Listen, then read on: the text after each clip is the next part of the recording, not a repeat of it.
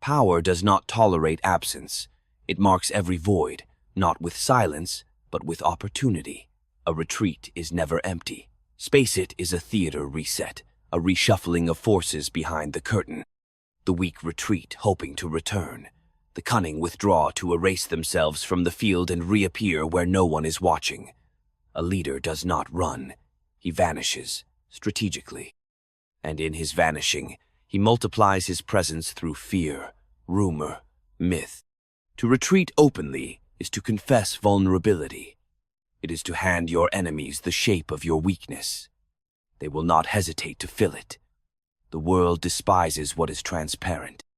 The strong disappear when necessary, not to escape, but to prepare the next blow in silence. A lion sleeps with one eye open, but it is the fox who burrows underground, re-emerging with the throat of the henhouse in its jaws. A man who governs must know when to subtract himself from the gaze of others, not to be forgotten, but to be missed. Visibility is leverage, but mystery is dominance. Once your movements become predictable, your enemies write your ending before you've turned the page. But when you disappear, you force them to wait, to guess, to fear what comes next. This is not weakness. This is the command of absence. Power is a current. To stand still is to drown in it. The skilled withdraw not because they are overpowered, but because they are repositioning themselves beyond reach. Not to concede, but to bend the timeline toward a more favorable hour. Timing is not a virtue, it is a weapon. A man who appears too early dies under the weight of his own ambition. A man who arrives too late rules nothing but ruins. The fool fights every battle. The wise disappear from those he cannot control and return only when the rules are rewritten in his favor. Control is not having more pieces on the board. It is knowing which pieces can be sacrificed without consequence. The strongest move in politics is often not made with noise, but with the elegance of silence. The echo of an empty throne commands more obedience than a crowded court.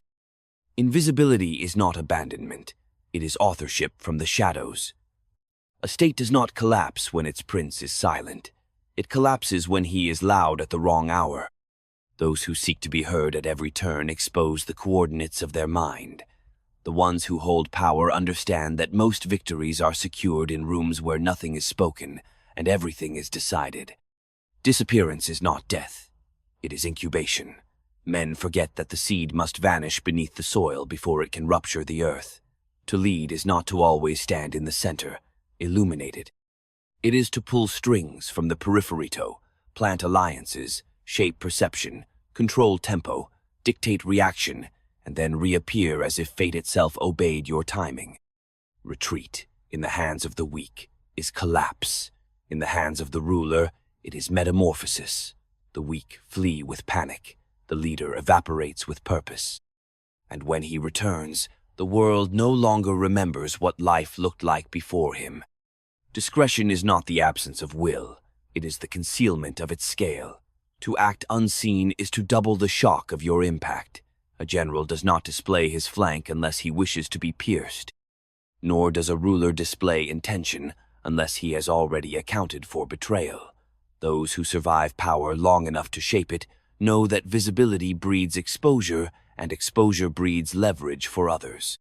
There are moments when presence becomes a liability, when the crowd's hunger turns from applause to crucifixion, and the leader must step back, not to surrender, but to drain the theater of its audience until only his voice remains. Power is not loud, it is precise. It is the silence before the fall, the breath before the order, the invisible ink that stains every treaty. The world rewards those who vanish before they are expected to fail, and punishes those who linger beyond their usefulness.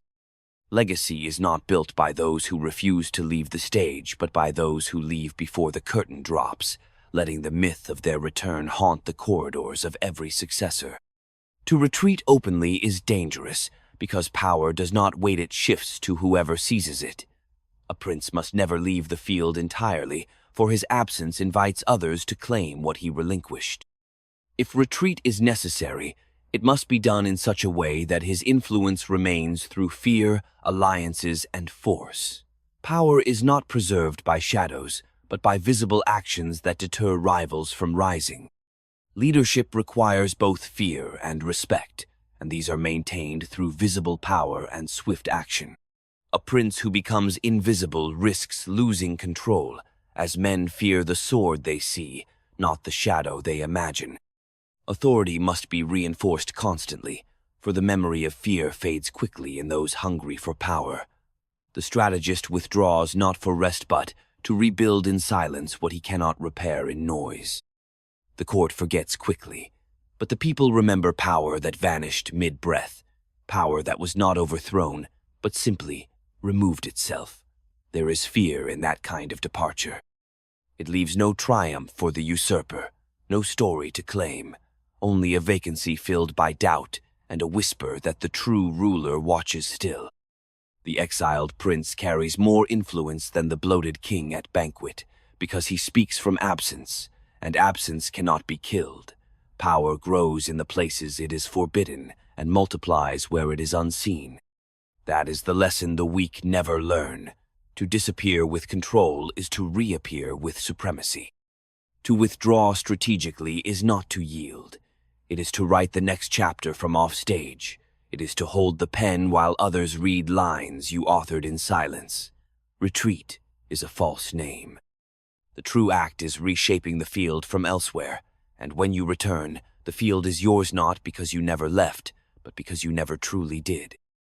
Those who wait in the open invite storms they cannot direct. The wise understand that the most enduring authority is not always seated, not always seen, not always cloaked in titles or adorned by rituals. The most dangerous command is the one unannounced, the influence that moves through silence, unseen but felt, like the pressure before a landslide. Disappearance, when executed with precision, is not absence. It is arrangement. It is orchestration. It is the architecture of consequence without the noise of authorship. The crowd forgets faces but remembers tremors. A name that echoes without a body to contain it becomes legend, and legend is the most obedient servant of power. One must never confuse applause with control. The man cheered today is the man crucified tomorrow. Power thrives not in celebration, but in the discipline to walk away before the crowd's hunger turns. Leaders are not sustained by affection. They are sustained by relevance, and relevance is shaped by the unseen hand. Even the most loyal will turn their gaze when the winds shift. But they hesitate when the center disappears. Loyalty is most pliable when it fears the unknown. It calcifies when it feels certainty, and certainty invites betrayal. Those who wish to endure must master the art of ambiguity, be present enough to command, distant enough to be feared. The manipulation of perception is the modern battlefield. No longer do legions clash in open terrain. Now it is the control of image, of rumor, of narrative that determines the victor. And nothing distorts perception more than strategic absence. The human mind fills voids with projection. When you disappear, you allow others to build myths on your behalf, shaped by their desire, their fear, their ambition. Let them. Truth is brittle. Perception is malleable. The prince who leaves behind a vacuum forces every faction to reveal its ambition, and in revealing it, they expose the seams of their unity. What is hidden is safe. What is exposed is perishable. To rule in this age is to become many things to many people, and sometimes nothing to all. The burden of modern command is not only to let it is to remain undefined. The more clearly you are seen, the more easily you can be replaced. Replaceability is the curse of clarity.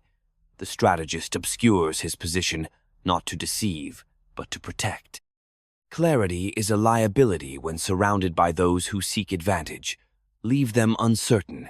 Let them debate your intentions. Let them exhaust themselves in guessing. By the time they conclude, you have already moved. Betrayal is not a deviation, it is a currency. Expect it. Design for it. Do not recoil when it arrives. To lead is to anticipate betrayal as an element of motion, not a rupture of order.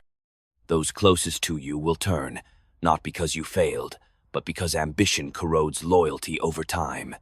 Disappearance is the remedy to proximity. Too near, and they forget your necessity. Too far, and they imagine your irrelevance. The balance is in your withdrawal. Vanish before they decide they can live without you. Return before they believe they must.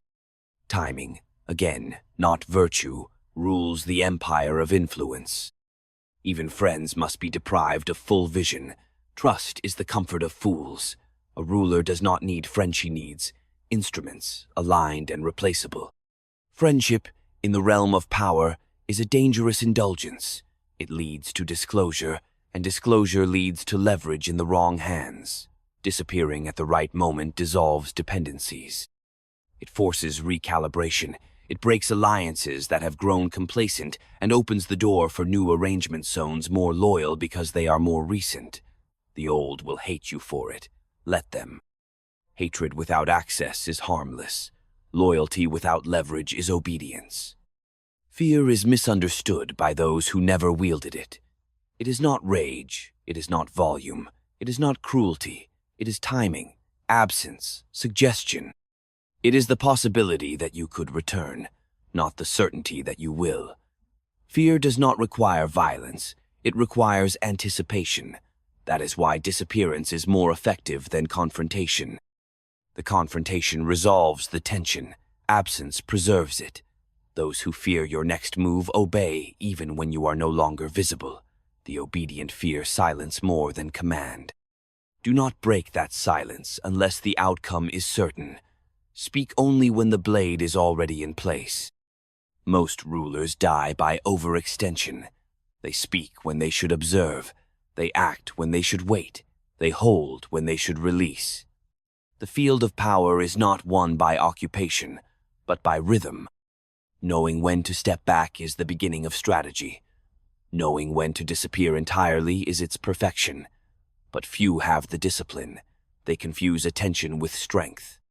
The man who seeks to be seen at all times is already ruled by those watching him. To escape their gaze is to escape their control. The only throne that cannot be overthrown is the one they cannot find. To vanish is to choose the terms of your rebirth. You are not fleeing. You are crafting the conditions under which you will return, not as a man, but as necessity. As the answer to a chaos they no longer know how to govern. When the game turns too visible, you exit not because you lost, but because the board has become too crowded with amateurs. The wise retreat to build a new board. The strong disappear to write new rules. That is not abandonment. That is authorship of the future.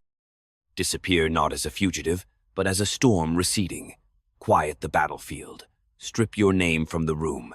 Let the dust settle. And in your absence, let every faction wonder where the fault lies. Let them blame one another. Let them fracture. Your silence is the spark. Your return is the reckoning. And when you step back into view, do not ask for loyalty. Take it. Not with speech, but with the gravity of inevitability. Let your presence feel like the restoration of gravity in a world that had begun to float. That is power, not noise, not force. Presence timed to precision, absence designed for domination. There is no virtue in constancy. There is only calculation. The loyal man dies unremembered. The patient man returns immortal. Do not bind yourself to appearances. Bind yourself to outcomes. Let them misinterpret your withdrawal as weakness. Their miscalculation will serve you. Their assumption will expose them. Every fool who thinks you've retreated has already opened a door you can now walk through. Leadership is not a destination. It is emotion visible and invisible, presence and absence, sound and silence. The most terrifying ruler is not the one who never leaves, but the one who chooses when to appear. That is the art. Not to always hold power, but to become the condition under which power exists. And to become that, you must vanish with intent. Not as a man running, but as a storm preparing to return. The storm does not announce its coming. It is felt first in the unease of still air, in the tremble of leaves, in the silence of birds. So too must your return be sensed, not declared. Let your enemies feel the pressure of your return before they see it. Let your allies sense the change in temperature, the gathering tension in the ground, and understand without words that you are near. Power is not proclaimed, it is intuited. The greatest victories are those in which the enemy concedes before the battle begins, for fear of what they cannot see. Your disappearance must become legend, your reappearance an inevitability feared more than death. Do not return hastily. The time spent absent must ferment. Influence ripens in silence, just as wine matures in the dark. The impatient man is ruled by events. The calculating man becomes the master of them. Your enemies will speak in your absence, louder than before. Let them. Their desperation to fill the void you left will lead them to overreach. The fool mistakes visibility for control. They will burn their reserves, proving they can exist without you. And when the rot beneath their posturing is revealed, when the crowd begins to murmur, you will not need to force your return. They will call for it, and in answering, you will not return as a man but as the answer to their failure. Withdraw only if you leave behind structures of power strong enough to bind others to your will. Fear must be maintained by decisive punishments, not by hoping they remember you. If your enemies sense weakness or forget your strength, they will fill the void. Therefore, absence must be paired with agents and actions that enforce your presence even when you are unseen. The measure of rule is not applause but unease. The ruler is not loved, he is necessary. To become necessary, you must remove yourself until their systems collapse into yearning.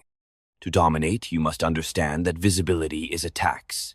Every time you show your hand, you pay in options. Every public move is an offer of comprehension to your rivals. But when you withdraw, you become incomprehensible again. The longer they cannot predict you, the more they reconfigure around the ghost of your influence. Power, in its purest form, is anticipation unfulfilled. It is the threat that never manifests, yet paralyzes nonetheless. Withdraw and become that threat. Not every disappearance is retreat. Some are assassinations in reverse. You erase your presence to suffocate theirs. You strip them of the contrast they once used to define themselves against you. They collapse not because you attacked, but because you removed the scaffolding of opposition. In politics, many survive by orbiting stronger wills. When that gravity vanishes, they drift, break, implode. Your absence can become a weapon more final than the sword. There is cruelty in this, yes, but cruelty is not always active. Sometimes it is the cruelty of indifference, the coldness of strategic omission. You are not obligated to be present for every collapse you engineered. Some ends are best observed from a distance. And when the ash settles and the desperate begin to build again, your shadow will return before your body does. Let them fear the shape of you before they remember the words of you. By the time you speak, their obedience will already be instinctive. A ruler does not need to be constant. He needs to be cyclical. He must rise and fall in appearances like the moon, always influencing the tides, even when veiled. A constant sun burns loyalty to ash. But the ruler who vanishes, who recedes, only to return fuller, colder, more defined, cultivates a following bound, not by affection, but by awe. Awe cannot be questioned. It can only be endured. The architecture of power is built in shadow. It is not the structure you see that holds the building up, but the steel beneath, the weight pressed downward by unseen hands. You must become that structure. And sometimes, to be unseen is to be strongest. Appearances are for the governed. Withdrawal is for the governor. Invisibility grants you freedom, and freedom grants you authorship. You are no longer reacting. You are composing. But the discipline to vanish must be earned. It requires killing the need to be known. It requires strangling the desire for recognition. These are the weaknesses that consume those who mistake visibility for relevance. The true strategist does not seek recognition. He seeks results. He understands that the highest praise is not in the mouths of others, but in the silence of a system that runs as he intended, even without his name. To disappear is to gamble that your presence was not ornamental but structural, that the state, the movement, the order begins to collapse in your wake. This is not vanity, this is design. If you must always be present to be effective, you have built nothing. But if your absence causes disarray, you were the spine. That is the test. Vanish, and see who stumbles. Vanish, and listen for the tremor. That is your true legacy, not the monuments built in your name, but the implosions that follow your silence. Let others mistake absence for weakness. You know better. You understand that retreat is not regression, it is range. It is the mark of those who do not need proximity to exert force. You are not withdrawing. You are recoiling. You are the archer pulling back the string, silent, focused, until the bow bends into stillness. When the shot comes, it will be too late for them to duck. That is the violence of strategic absence. It gives no warning. It arrives only as consequence.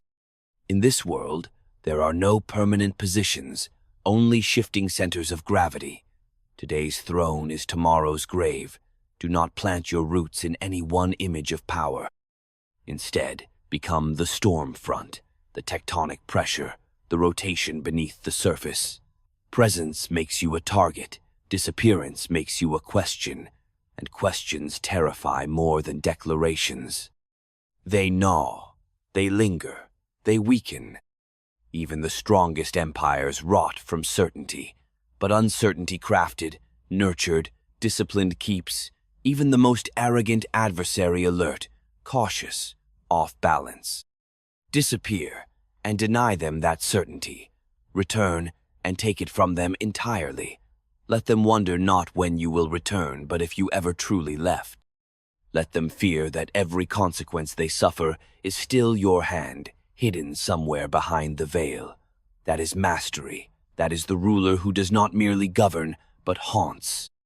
And when the time comes, and your name is again spoken aloud, not in derision, not in speculation, but in consensus, you will know, not because they invited you, but because they can no longer exclude you. The court that once cheered your retreat will now whisper your necessity. The halls that echoed with betrayal will echo with regret, but you will not rush back. No, you will watch a little longer. You will let them suffer your absence like a winter that lingers, and then, only then, will you return, not to beg, not to reclaim, but to resume what was always yours not by right, not by blood, but by design. And when you resume, resume without sentiment. Return not as the man who left, but as the consequence of every miscalculation made in your absence. You are no longer the figure they remembered. You are the sum of their failure. A memory turned judgment. Do not speak of what they did. Do not remind them. Their conscience has already done more damage than your accusations ever could. Your silence is their indictment. Your presence is the verdict. They will obey, not because you ask, but because they need the world to forget the years you were gone. Do not offer forgiveness. Offer direction. Forgiveness invites negotiation. Direction restores order. Power does not apologize. It corrects. Those who remained behind have tasted chaos, and now they crave the cold certainty of command. Give it to them, but without warmth. Let them know that your mercy is not rooted in affection, but in the economy of survival. You do not need them to love you. You need them to function beneath you. The foundation must be solid. Affection shifts. Fear endures. Your reappearance must not be a celebration. It must be a recalibration, a quiet shift in air pressure, a turning of the earth. Let others shout your name. You remain still. Let them craft their narratives. You shape outcomes. The loudest voice is often the most desperate. You do not lead through volume. You lead through gravity, through inevitability. Let every room bend slightly toward your silence. Let every decision feel like an echo of your presence. You are not back. You are inevitable. They breathe easier when you speak, not because of your tone, but because their lungs remember what it was to breathe under your order.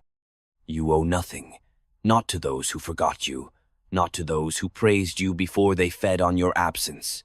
A ruler who returns must do so cleanly. Do not reattach old loyalties. Do not reinstate old structures. What was once enough must now be replaced. Those who survived in your vacuum have adapted. Some will beg to stay. Most must go. Keep only those who remained effective in your absence, not the loyal, not the sentimental, but the capable. The machine must function better than it did before. Nostalgia is a luxury for those who do not command. Even your allies must be reminded that your return is not a restoration, it is a redefinition. If you return as they knew you, you are vulnerable. But if you return as something they cannot categorize, you rule again without contest. Familiarity breeds comfort. Comfort breeds conspiracy. The most dangerous time for any ruler is after triumph. That is when the knives come, when celebration dulls perception and proximity turns fatal.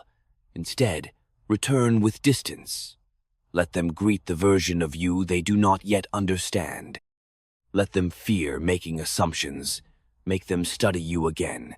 Let your silence reset the scale. Because power, true power, is never resumed. It is only reasserted.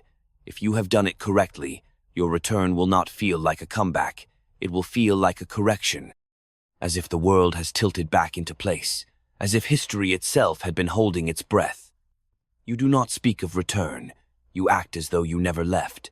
That is the secret. The ruler who returns with the need to explain, to justify, to reconcile, has already diluted his command. But the ruler who moves forward without explanation forces the world to forget the interruption. The world remembers continuity, not hiatus. Give them that illusion. Let them rewrite history around your presence. Your absence becomes the interlude, your return, the structure of time itself. And when the record is told, let it speak of the years not as exile, but as concealment, strategic, deliberate, prophetic. The myth of the hidden ruler is older than any law. Use it, bend it. Embody it. The ruler who returns from nothing, bearing the order the world could not restore without him, becomes more than a man. He becomes necessary. You must always become necessary, not liked, not respected, necessary, because necessity is immune to critique. When the system cannot breathe without you, it no longer questions your place within it. And to become necessary, your disappearance must be a crucible not just for you, but for them. Let them burn through false successors. Let them drown in their own noise. And when they reach for air, be the air. Even kings need to remind their kingdoms that they are not ornaments, they are anchors. That the pageantry means nothing without the hidden architecture they built. The crown is hollow unless it rests on control. And control, in its most absolute form, is the ability to leave and still be the center of gravity. Withdraw strategically, disappear with design, re-emerge not as the person they remember, but as the force they feared. Let them speak of you in metaphors. Let them debate what you became. Let them wonder if you ever truly were a man at Aller, something else entirely. A principle, a rhythm, a hand behind every curtain, the architect of silence. And once you have returned, never settle again into static rule. Movement is protection, ambiguity is strength. Disappear again if you must, but always on your terms, never to flee. Only to reset, to sharpen, to observe the cracks you will exploit next. You are no longer just a leader. You are a pattern appearing and vanishing, always shaping, never shaped. That is the final lesson. Weak men retreat, leaders disappear, and gods, they only appear when they must. You were never meant to be seen at all times. You were meant to be felt, like pressure before collapse, like dusk before a storm. The ruler who survives is not the one who clings to thrones or titles or crowds, but the one who understands that power lives in rhythm, appearance, disappearance, re-emergence. Not in cycles of weakness, but in control of time itself. Do not fear vanishing, fear being forgotten, and if you vanish with purpose, if you disappear on your terms, you will never be forgotten. You will be whispered in every corridor of decision, conjured in every moment of uncertainty, not as a memory, but as a presence. That is power. Not the command shouted, but the silence obeyed. Not the man in the room, but the shadow that bends the room around him. You do not retreat, you do not surrender, you dissolve, so that the world must remember how solid you were. Weak men retreat and hope to be spared, but you withdraw strategically, only to return as inevitability. And in the end, that is the only throne that lasts. Not the one you sit on, the one they build in their minds, waiting for you to reappear.